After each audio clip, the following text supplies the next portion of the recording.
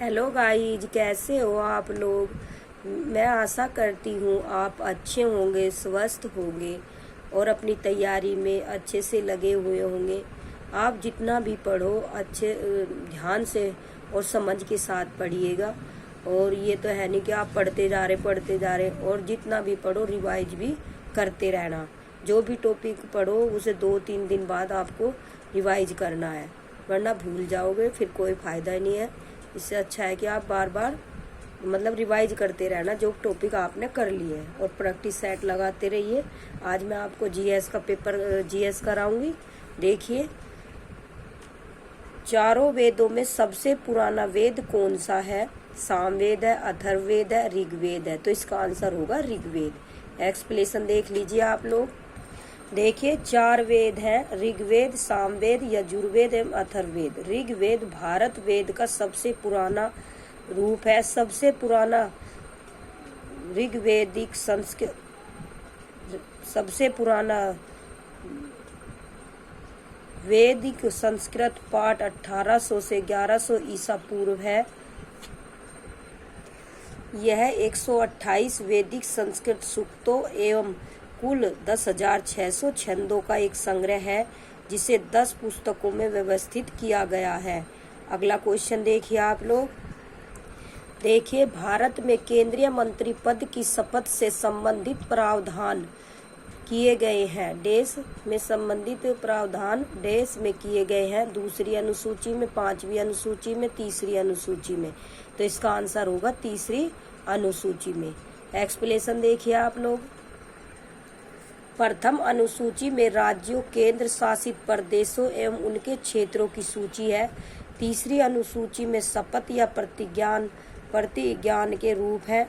5वीं अनुसूची में अनुसूचित क्षेत्रों एवं अनुसूचित जनजातियों के प्रशासन व नियंत्रण के प्रावधान है। अगला क्वेश्चन देखिए आप। भारतीय संविधान में कुल 12 अनुसूचियां हैं। अगला क्वेश्चन देखिए आप लोग। देखिए, अरावली पर्वतमाला के उच्चतम बिंदु का नाम क्या है। Kamat, angle peak, Guru Shikhar. तो इसका आंसर होगा गुरु शिखर। एक्सप्लेनेशन देखिए आप लोग। देखिए, 692 किलोमीटर के क्षेत्र में फैले अरावली गुजरात, राजस्थान, दिल्ली एवं हरियाणा राज्यों को कवर करते हैं। गुरु शिखर 1722 मीटर ऊंचाई अरावली पर्वतमाला का उच्चतम बिंदु है। अगला क्वेश्चन देखिए आप लोग। देखिए, 1855-56 में भारत में हुए संथाल विद्रोह का नेतृत्व किसने किया था। सिद्धू और कान्हू ने, गोरा और बादल ने, नीलांबर और पीताम्बर ने। तो इसका आंसर होगा सिद्धू और कान्हू ने। एक्सप्लेनेशन देख लीजिए आप लोग। देखिए, संथाल विद्रोह 1855-1856 में झारखंड राज्य में हुआ था। सिंधु कान्हू के अधीन संथाल अपने उत्पीड़कों के खिलाफ उठ खड़े हुए एवं कंपनी के शासन के अंत की घोषणा की एवं 1854 में स्वयं को स्वतंत्र घोषित किया।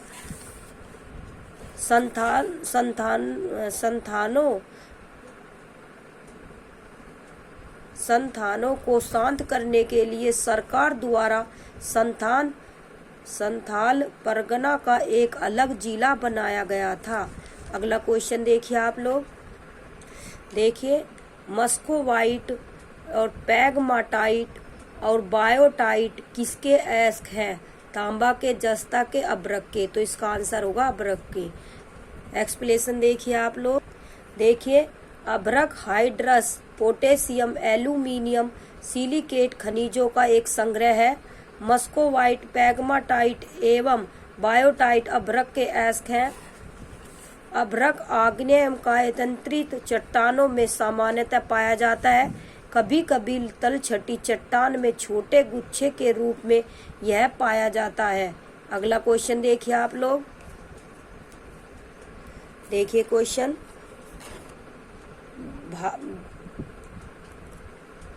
भारत के सुंदर डेल्टा में किस प्रकार के वन पाए जाते हैं। उष्ण कटिबंधीय पर्णपाती झाड़ियां, मैग्रोव। तो इसका आंसर होगा मैग्रोव। एक्सप्लेनेशन देखिए आप लोग। देखिए, पश्चिम बंगाल में सुंदरवन विश्व का सबसे बड़ा मैंग्रोव वन क्षेत्र है। यह यूनेस्को की विश्व धरोहर स्थल के रूप में सूचीबद्ध है। यह जंगल royal Bengal tiger, Ganga dolphin व एस्टुरीन मगरमच्छों का आवास है। अगला क्वेश्चन देखिए आप लोग। देखिए, विशेष परिस्थितियों में लोकसभा और राज्यसभा की संयुक्त बैठक का प्रावधान भारतीय संविधान के किस अनुच्छेद में किया गया है?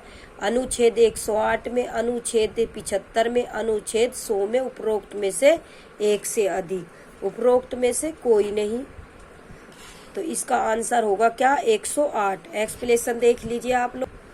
देखिए, संविधान का अनुच्छेद 108 राष्ट्रपति को विधेयक पर विचार विमर्श और मतदान के उद्देश्य से दोनों सदनों का संयुक्त सत्र बुलाने का अधिकार देता है। इसकी अध्यक्षता लोकसभा के अध्यक्ष या उनकी अनुपस्थिति में लोकसभा के उपाध्यक्ष या उनकी अनुपस्थिति में राज्यसभा के उपाध्यक्ष द्वारा की जाती है। अनुच्छेद 108 के अंतर्गत उच्च सदन साधारण विधेयक निम्न सदन द्वारा पारित अधिकतम 6 माह तक रोक सकती है। अगला क्वेश्चन देखिए आप लोग। देखिए, नोट निर्गमन हेतु भारतीय रिजर्व बैंक ने निम्नलिखित में से किस प्रणाली को अपनाया है? सवर्ण आरक्षित प्रणाली, आनुपातिक आरक्षित प्रणाली, न्यूनतम आरक्षित प्रणाली, उपरोक्त में से एक से अधिक, उपरोक्त में से कोई नहीं। तो इसका आंसर होगा न्यूनतम आरक्षित प्रणाली। एक्सप्लेनेशन देखिए आप लोग। देखिए, न्यूनतम आरक्षित प्रणाली वर्तमान में आरबीआई द्वारा अपनाई जाने वाली मुद्रा जारी करने वाली प्रणाली है। इसे 1956 में अपनाया गया था। इस प्रणाली के अनुसार भारतीय रिजर्व बैंक को प्रत्येक समय कम से कम 200 करोड़ रुपए की संपत्ति बनाए रखनी होती है, जिसमें विदेशी मुद्राएं, सोने का सिक्का एवं सोने का बुलियन, सोने के रूप में न्यूनतम 115 करोड़ रुपए शामिल है। इसमें 85 करोड़ रुपए विदेशी मुद्रा के रूप में होना चाहिए। अगला क्वेश्चन देखिए आप लोग। देखिए, विश्व की सबसे बड़ी सेल भित्ति प्रणाली ग्रेट बैरियर रीफ किस समुद्र में स्थित है? सेल्टिक सागर में, ब्यूफोर्ट सागर में या कैस्पियन सागर में? उपरोक्त में से एक से अधिक, उपरोक्त में से कोई नहीं। तो इसका आंसर होगा उपरोक्त में से कोई नहीं, क्योंकि जो ये ग्रेट बैरियर रीफ जो है ऑस्ट्रेलिया के है। तो ये एक्सप्लेनेशन देख लीजिए आप लोग। देखिए, great barrier reef Queensland Australia के पूर्वोत्तर तट पर कोरल सागर में स्थित है। कहाँ स्थित है? पूर्वोत्तर तट पर कोरल सागर में स्थित है। यह विश्व का सबसे व्यापक प्रवाल भित्ति पारिस्थितिकी तंत्र है, जो 2900 से अधिक व्यक्तिगत भित्तियों एवं 900 द्वीपों से बना है। इसे 1981 में विश्व धरोहर स्थल के रूप में चुना गया है। अगला क्वेश्चन देखिए आप लोग। देखिए, जब कैबिनेट मिशन भारत आया था तो इंग्लैंड में कौन सा राजनीतिक दल सत्ता में था? Conservative party, democratic party, labour party? उपरोक्त में से एक से अधिक, उपरोक्त में से कोई नहीं। तो इसका आंसर होगा लेबर पार्टी। क्या होगा? Labour party. एक्सप्लेनेशन देख लीजिए आप। देखिए, सितंबर 1945 में ब्रिटेन में नई निर्वाचित लेबर सरकार ने भारत के लिए एक संविधान सभा बनाने की अपनी मंशा व्यक्त की, जो भारत के संविधान का निर्माण करेगी। ऐसा करने के लिए मार्च 1946 में कैबिनेट मिशन भारत भेजा गया था। कैबिनेट मिशन के सदस्य lord Pethick Lawrence, sir Stafford Cripps और एवी अलेक्जेंडर थे। कौन कौन थे एक बार और देख लीजिए आप। कैबिनेट मिशन के सदस्य lord Pethick Lawrence, sir Stafford Cripps और एवी अलेक्जेंडर थे। ठीक है, अगला क्वेश्चन देखिए आप लोग। देखिए zinc sulphate hepta hydrate ZnSO4 HSH2O को आमतौर पर डैश के नाम से जाना जाता है। तो किस नाम से जाना जाता है? श्वेत तूतिया के, जिप्सम के, एप्सम नमक के। तो इसका आंसर होगा श्वेत तूतिया के। एक्सप्लेनेशन देखिए आप। देखिए जिंक सल्फेट ZnSO4 -7H2O को सफेद विट्रियल कहा जाता है। जब सफेद विट्रियल को बेरियम सल्फाइड के साथ गर्म किया जाता है तो एक सफेद वर्णक लिथोपोन बनता है। यह आमतौर पर हेप्टा हाइड्रेट के रूप में प्रयोग किया जाता है। यह स्वाभाविक रूप से खनिज गोसलाटाइट के रूप में होता है। जिंक को सल्फ्यूरिक अम्ल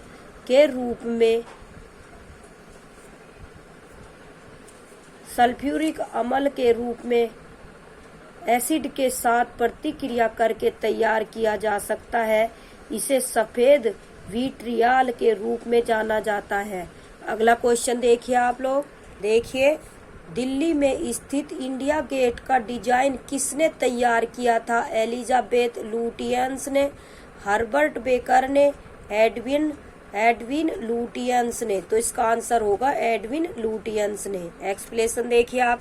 देखिए इंडिया गेट अविभाजित भारतीय सेना के उन सैनिकों के सम्मान में समर्पित एक युद्ध स्मारक है जो 1914-1921 के बीच प्रथम विश्व युद्ध के दौरान मारे गए थे। यह उस समय के एक प्रमुख युद्ध स्मारक डिजाइनर सर एडविन लुटियंस द्वारा डिजाइन किया गया था। अगला क्वेश्चन देखिए आप लोग। देखिए बर्ड फ्लू किसके कारण होता है? AH5N1 के, वायरस के, एनाफ्लीज मच्छर के, सीसी मक्खी के। उपरोक्त में से एक से अधिक, उपरोक्त में से कोई नहीं। तो किसके द्वारा होता है? बर्ड फ्लू के कारण होता है। तो H5N1 के, वायरस के। एक्सप्लेनेशन देखिए आप। देखिए H5N1 वन्य जल पक्षी में स्वाभाविक रूप से होता है, लेकिन यह आसानी से घरेलू मुर्गी में फैल सकता है।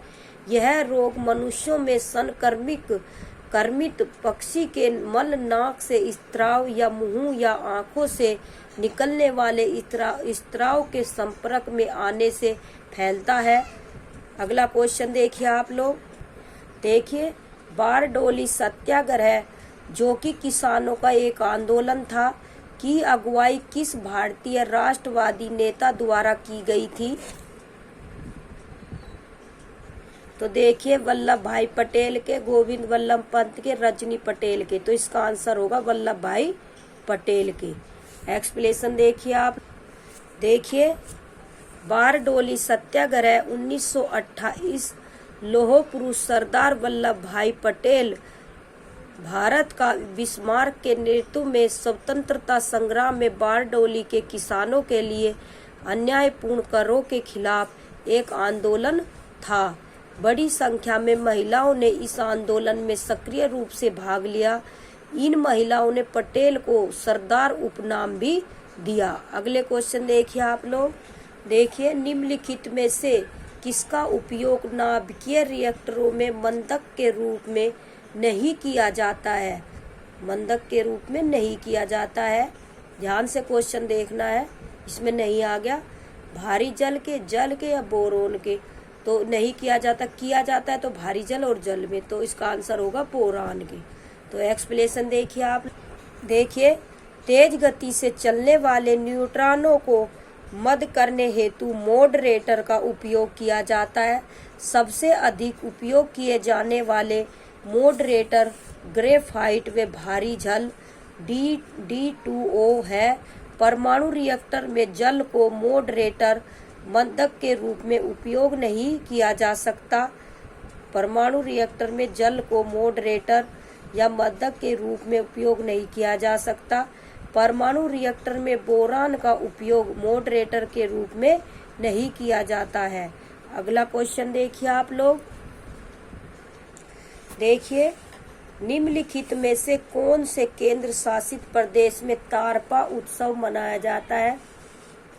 लक्षद्वीप में, अंडमान और निकोबार द्वीप समूह में, दादरा और नागर हवेली में।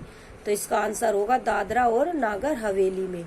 अगला को एक्सप्लेनेशन देखिए आप लोग, देखिए तारपा नृत्य दादरा एवं नागर हवेली का एक अत्यंत लोकप्रिय नृत्य है। यह मुख्य रूप से एक आदिवासी नृत्य है। यह नृत्य प्रदर्शन आमतौर पर चांदनी रातों में किया जाता है। अगला क्वेश्चन देखिए किस काल को भारतीय इतिहास का स्वर्ण युग कहा गया है? मगध काल को, मौर्य काल को, मुगल काल को, उपरोक्त में से एक से अधिक, उपरोक्त में से कोई नहीं। तो इसका आंसर होगा गुप्त काल को। ठीक है, उपरोक्त में से कोई नहीं। एक्सप्लेनेशन देखिए आप, देखिए गुप्त साम्राज्य एक प्राचीन भारतीय साम्राज्य था जो 4वीं शताब्दी के आरंभ से 6वीं शताब्दी के अंत तक अस्तित्व में रहा। इस काल को भारत के स्वर्ण युग के रूप में जाना जाता है क्योंकि यह विज्ञान, प्रौद्योगिकी, इंजीनियरिंग, कला, द्वंद्वात्मकता, साहित्य, तर्कशास्त्र, गणित, खगोल विज्ञान, धर्म व दर्शन में व्यापक आविष्कारों एवं खोजों द्वारा चिन्हित किया गया। अगला क्वेश्चन देखिए आप लोग, देखिए खेड़ा जिले के किसानों की सहायता के लिए महात्मा गांधी ने सत्याग्रह का आयोजन किस वर्ष किया था? 1919, 1915, 1917, उपरोक्त में से एक से अधिक, उपरोक्त में से कोई नहीं। तो इसका आंसर होगा उपरोक्त में से कोई नहीं। एक्सप्लेनेशन देखिए आप, देखिए 1918 का खेड़ा सत्याग्रह गुजरात के खेड़ा जिले में महात्मा गांधी द्वारा आयोजित एक सत्याग्रह आंदोलन था। चंपारण सत्याग्रह के बाद यह दूसरा सत्याग्रह आंदोलन था। अगला क्वेश्चन देखिए आप लोग, देखिए नीति आयोग के संबंध में निम्नलिखित में से कौन सा कथन गलत है? यह सहकारी संवाद का एक मंच है, सही। यह भारत सरकार के एक प्रमुख थिंक टैंक के रूप में कार्य करता है, ये भी सही। इसकी स्थापना 1 जनवरी 2016 में हुई थी, ये गलत है क्योंकि इसकी स्थापना 1 जनवरी 2015 में हुई थी। तो एक्सप्लेनेशन देखिए आप लोग, तो इसका आंसर कितना होगा? ये गलत का भाई गलत, सही। तो ये होगा। अगला एक्सप्लेनेशन देखिए सरकार ने योजना आयोग के स्थान पर NITI Aayog, national institution for transforming India नामक एक नई संस्था का गठन किया। नीति आयोग का गठन 1 जनवरी 2015 को किया गया था। नीति आयोग के निर्माण में टीम इंडिया हब एवं नॉलेज एंड इनोवेशन हब नामक 2 केंद्र हैं। अगला क्वेश्चन देखिए आप लोग, देखिए 1947 में भारत के स्वतंत्र होने के समय ब्रिटिश भारत का वायसराय कौन था?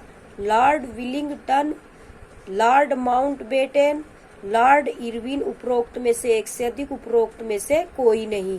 तो कौन था? Lord Mountbatten. तो इसका आंसर क्या होगा? 2। एक्सप्लेनेशन देखिए आप लोग, देखिए भारत के अंतिम वायसराय लॉर्ड माउंटबेटन ने 3 जून 1947 को अंग्रेजों से देश की स्वतंत्रता पर एक योजना जारी की। यह योजना, जिसे माउंटबेटन योजना के रूप में भी जाना जाता है, को आजादी की अंतिम योजना के रूप में माना गया। लॉर्ड माउंटबेटन जून 1948 से जून 1949 तक वह स्वतंत्र भारत के पहले गवर्नर जनरल थे। अगला क्वेश्चन देखिए आप लोग, देखिए एनोडाइजिंग प्रक्रिया में किस अम्ल का उपयोग किया जाता है? तनु नाइट्रिक एसिड का, तनु सल्फ्यूरिक एसिड का, तनु एसिटिक एसिड का।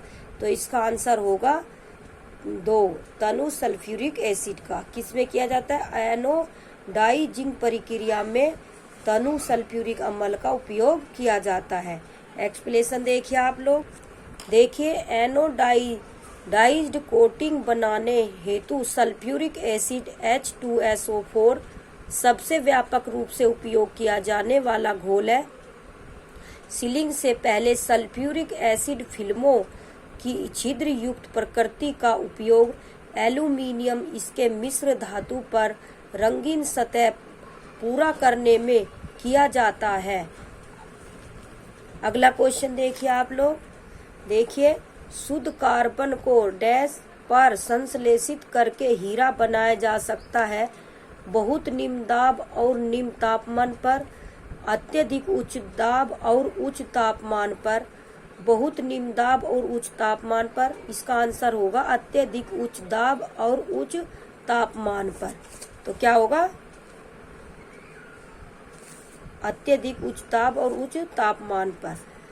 एक्सप्लेनेशन देखिए कृत्रिम हीरा शुद्ध कार्बन को अत्यधिक तापमान व दाब के अंतर्गत बनाया जाता है। कृत्रिम रूप से तैयार किए गए हीरे को सिंथेटिक हीरा कहा जाता है।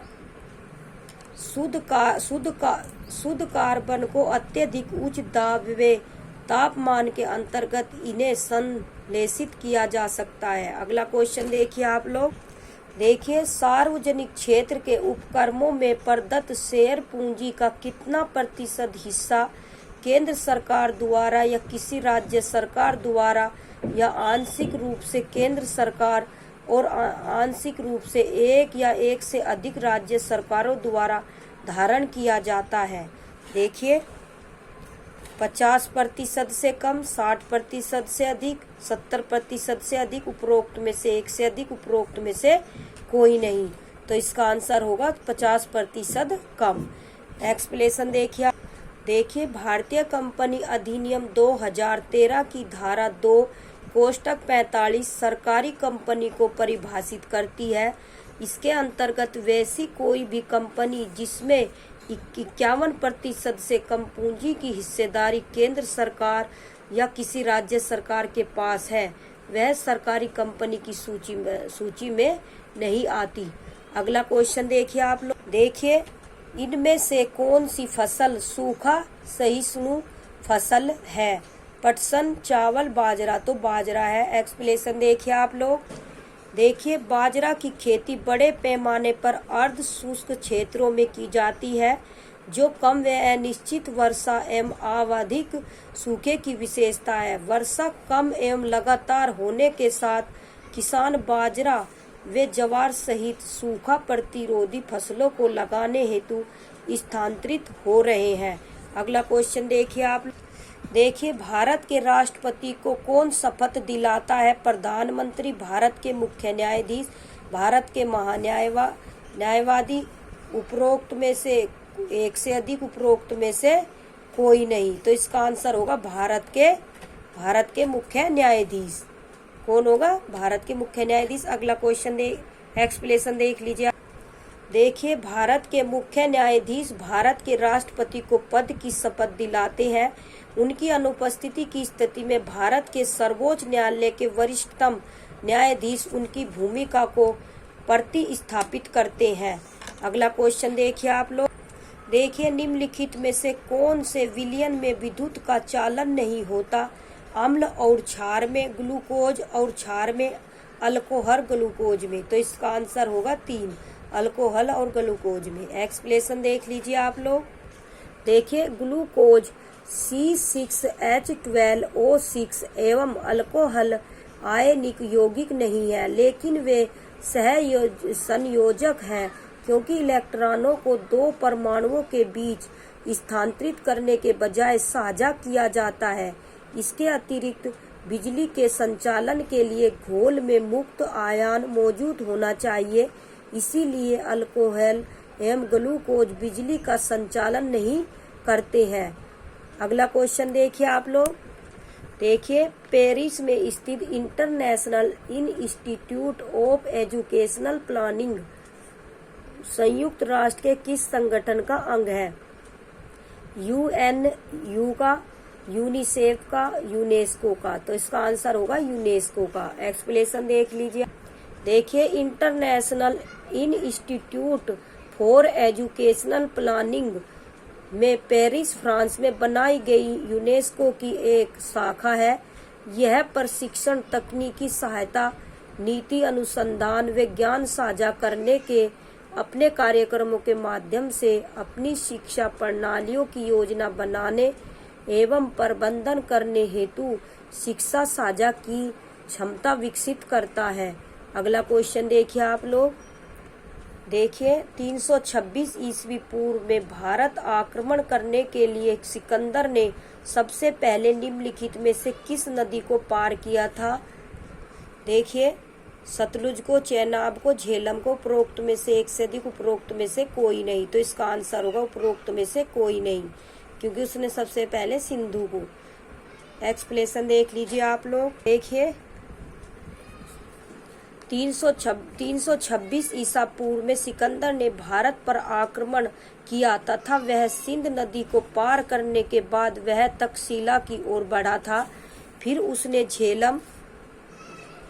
झेलम चेनाब के बीच के राज्य शासक राजा पोरस को चुनौती दी।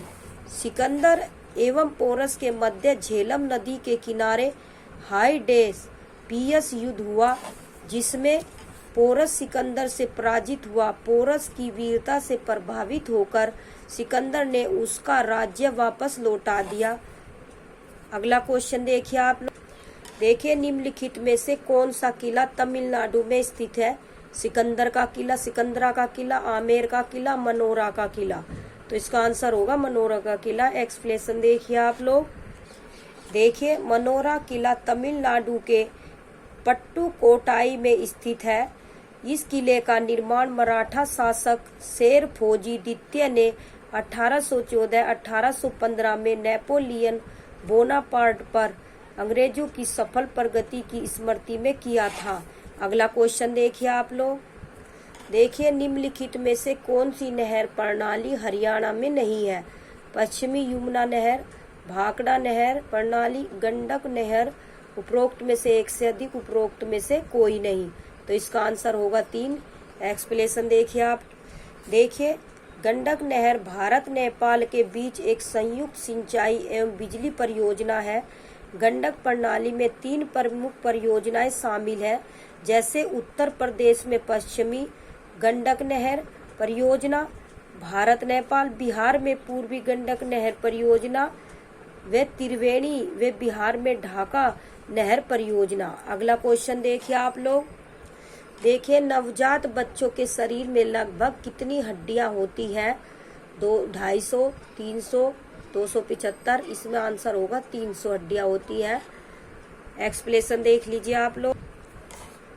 जन्म के समय बच्चे के शरीर में लगभग 300 हड्डियां होती हैं। ये अंततः 206 हड्डियों को बनाने के लिए एक साथ बढ़ते हैं, जो वयस्कों के पास होती है।